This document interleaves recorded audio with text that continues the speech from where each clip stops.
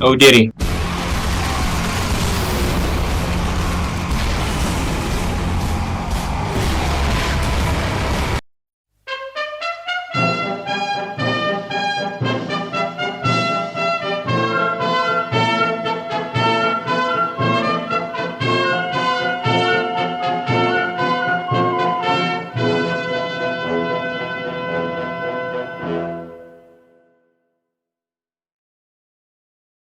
Hey, Corn Flakes here again. Sadly, due to Clipchamp now requiring a constant OneDrive connection and free space on it, I can no longer use Microsoft's text-to-speech freely anymore and have to settle for 11 Labs. Anyways, did you know that Scopes and Shovels 2 actually has hidden characters in-game? Although we don't see them in-game, they are name-dropped here and there. Here are the secret characters of Scopes and Shovels 2.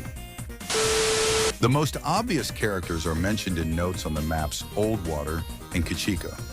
While they're not important to the plot of the Second War of Scopes and Shovels, they are relevant to the game's update history. The first two are James Randall and Peter Doyle. Doyle is the owner of the building near the Etoile's capture point Doyle's. While he's already evacuated by the time the events of the map take place, you can find his bar left abandoned and with some of his lower-end technological equipment left behind. Doyle is presumably an immigrant from the Emerald Empire due to his name being profoundly Irish, and he's managed to successfully get radio signals from Pampellonia in Southeast Asia and Ajabubian signals from Venus. We know little else about him other than he's in cahoots with the Stefan and knows about Ajabubians despite them not appearing on Earth for seemingly 500 years straight. Or if Tefane, I can't read cursive, he also looks like Nostalgia Critic for some reason, which may imply he has a back credit card. The other person on Old Water is James Randall. James Randall is actually the pivotal person in solving the achievement on Old Water, as his writings have the numbers written down for the radio and Doyle's.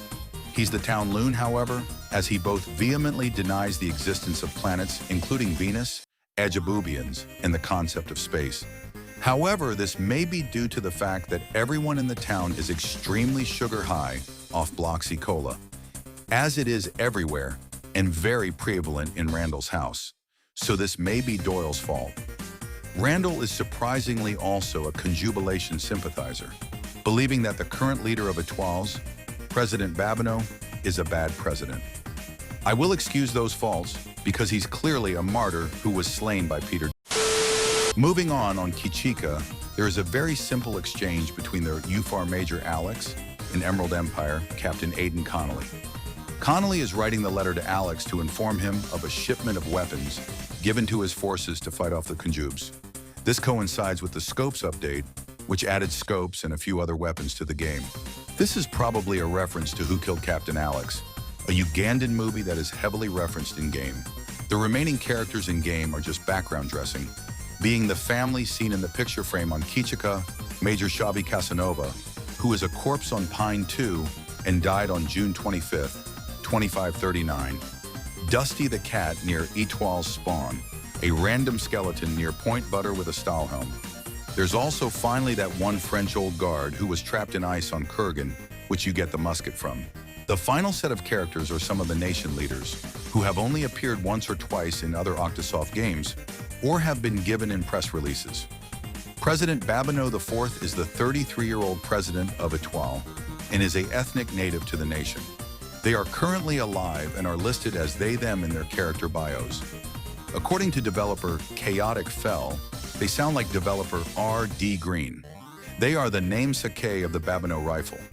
Emperor Matteo Abo is the leader of the Pamplonian Empire, the main empire within Southeast Asia. His nation's philosophy is Aboism, which is officially described as woke fascism. But it's probably just a very effective cult of personality.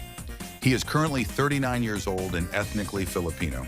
Prime Minister Johan Henriksson is the fifth leader of Horpenschlein and is one of the younger leaders in Scopes and Shovels, being only 26 years old. He is the fifth grandson of the first Horpik PM, Torin Arvidsson. Fuck, we ran out of budget alright anyways. The Conjubilder is the current leader of the Conjubilation, but that's all we know about him from in-game content. My interview with Tar revealed that he was one of many heirs to power, but after his trade deal with Jubilton Tar, he became the leader of the second conjubilation. The Brazilian dynasty is currently under conjubilation control, but the extremist party, as mentioned on the official SoundCloud page for the game soundtrack, follows Lady Lu XVI. We also know that Shufar has a president, and that Octosaurus is a democracy and thus probably has an elected official. The Trins are led by an emperor, but emperor is a casual term for leaders in this game, so who knows what he actually is. That is all for explicitly named and fictional characters. Finally, the last few remaining leaders are actually just real people. The Emerald Empire is led by Emperor or Kaiser Dalton, who is known as a Djiboutian twin left, and one of the in-game and server moderators, along with Khan Adam, who leads the Tuabachuan Legion as their Khan. He is also a server and game moderator. Finally, the Jubilant Ter, also known as the Ter Will Kill You, is the leader of the Djiboutians, and again, is an actual person. I believe that's all for now, except for Chaotic Fell's original characters, which are commonly featured on the 3D renders for the game and its soundtrack.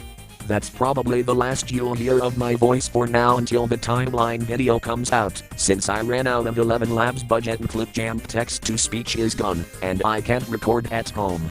Bella ciao.